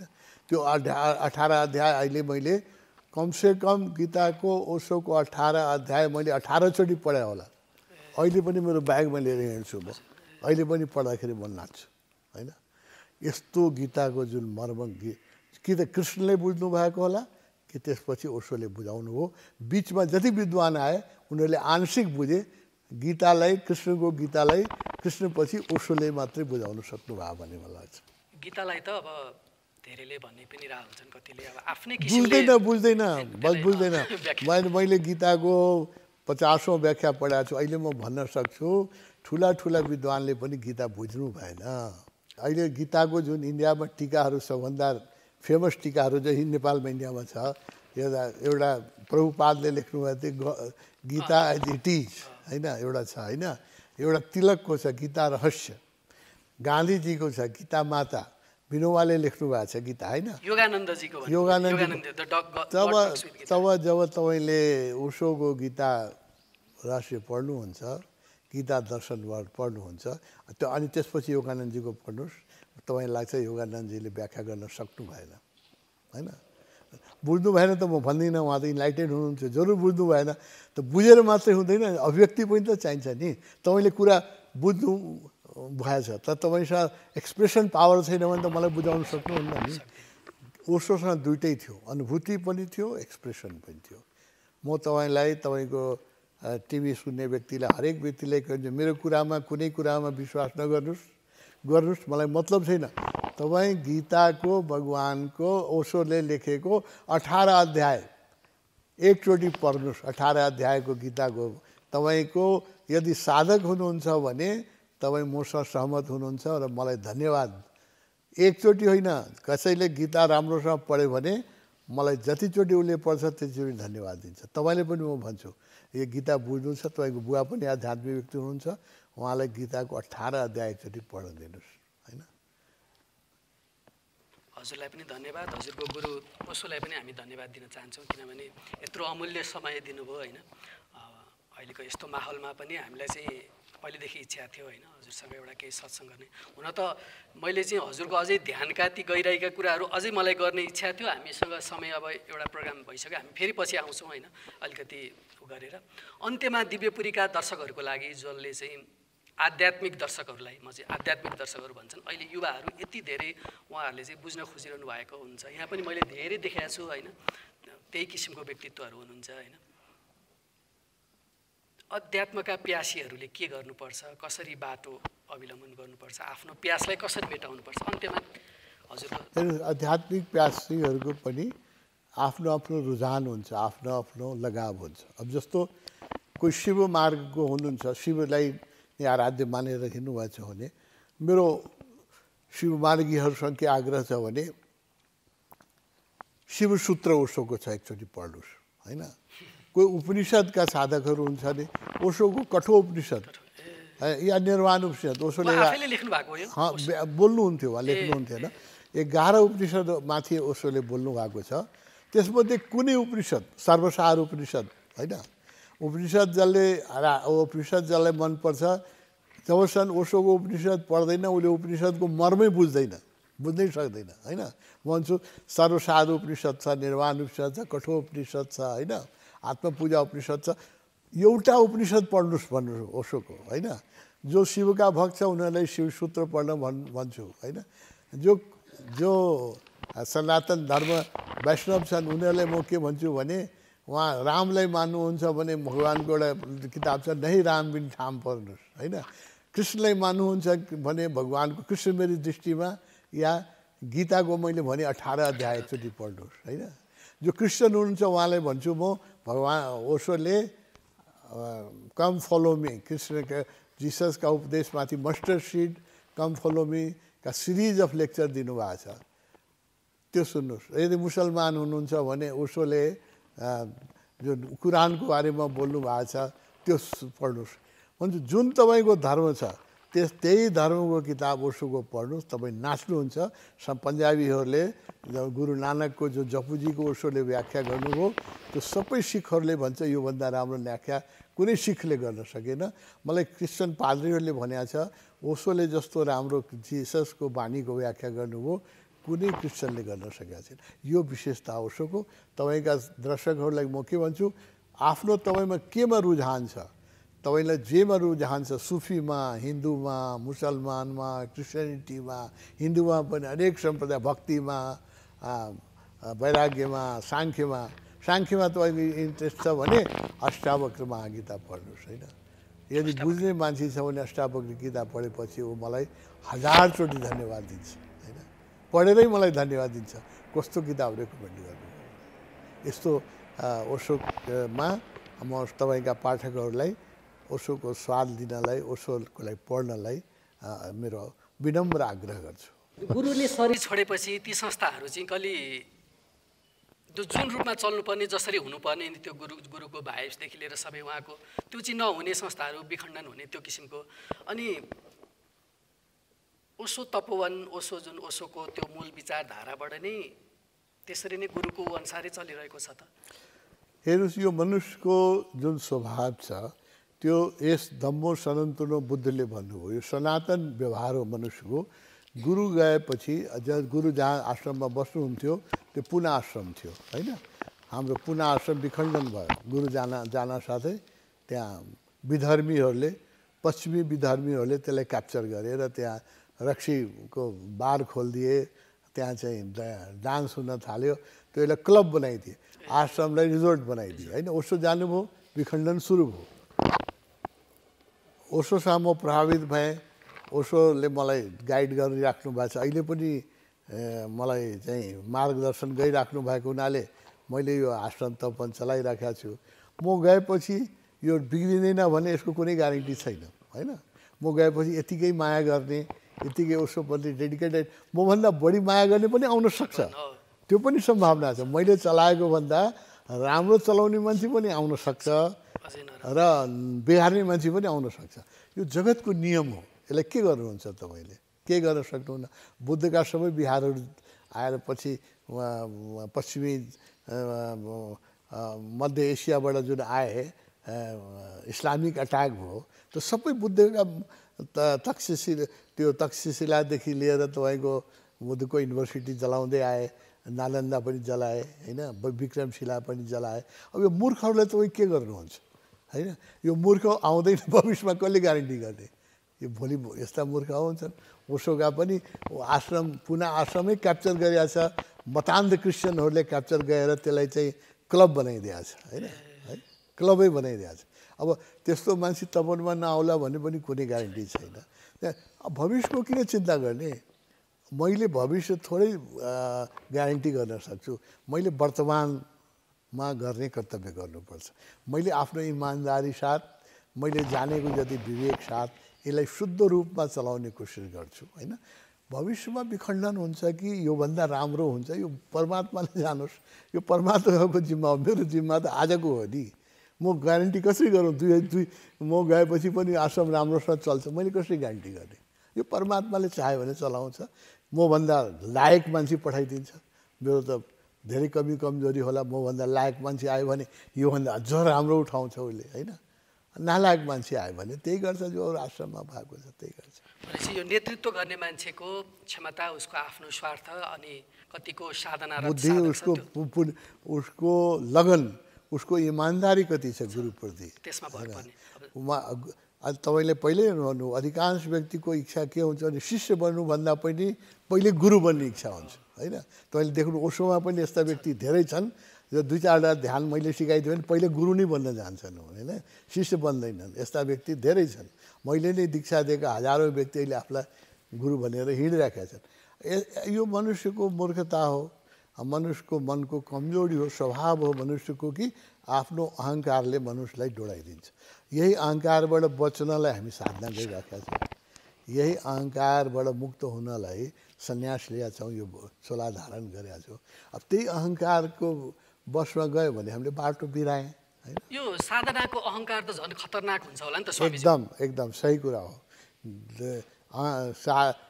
साधनाको अहङ्कार सबभन्दा डेन्जरस हुन्छ होइन किनभने अहङ्कार शून्य बनाउनु पर्ने होइन र विनम्रता त्यो म बनाउनु पर्ने जोक गर्छु एउटा जोक गर्छु तपाईँले यसलाई अन्यथा नलिनु होला म यहाँ धेरै मित्रहरू आउनुहुन्छ म कहाँ राजनीतिक मित्रहरू पनि आउनुहुन्छ मैले उहाँलाई के भन्छु यो दुनियाँलाई बिगारेको दुई चिजले हो राजनीतिले र धर्मले होइन राजनीतिक व्यक्तिको पनि अहङ्कार हुन्छ अहङ्कारको लागि राजनीतिमा जे पनि गर्छ उसले होइन पार्टी फुटाउनु पऱ्यो कि जुटाउनु पऱ्यो केही मतलबै हुँदैन जस्तो व्याख्या गरिदिन्छ र धार्मिक व्यक्तिहरूको पनि यस्तै हुन्छ धार्मिक अहङ्कार र political ego is the most dangerous ego होइन त्यसमा पनि के छ भने म जोक गर्छु धार्मिक व्यक्तिहरूले के भन्छु राजनीतिक व्यक्तिहरू तपाईँहरूलाई मन्त्रीजीहरू आउनुहुन्छ मेरो मित्र हुनुहुन्छ उहाँले भन्छु कि तपाईँहरूको पनि अहङ्कार छ तपाईँहरूको अहङ्कारलाई 5 वर्षमा चुनाव लड्नुपर्छ चुनाव हार्न सक्नुहुन्छ म त चुनाव लड्नै पर्दैन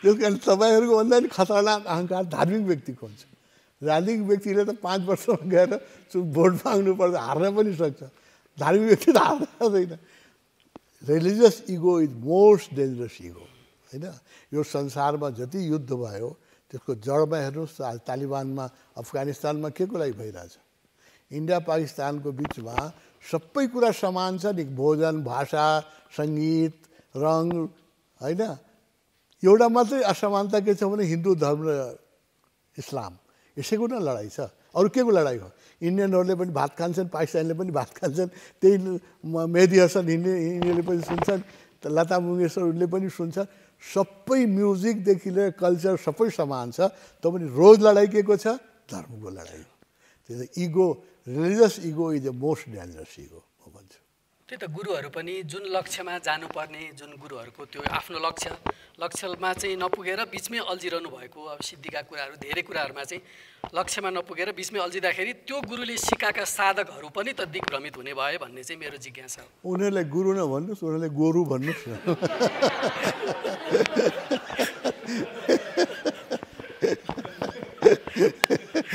बाटै बिराएकाहरू गोरुहरू गुरु होइन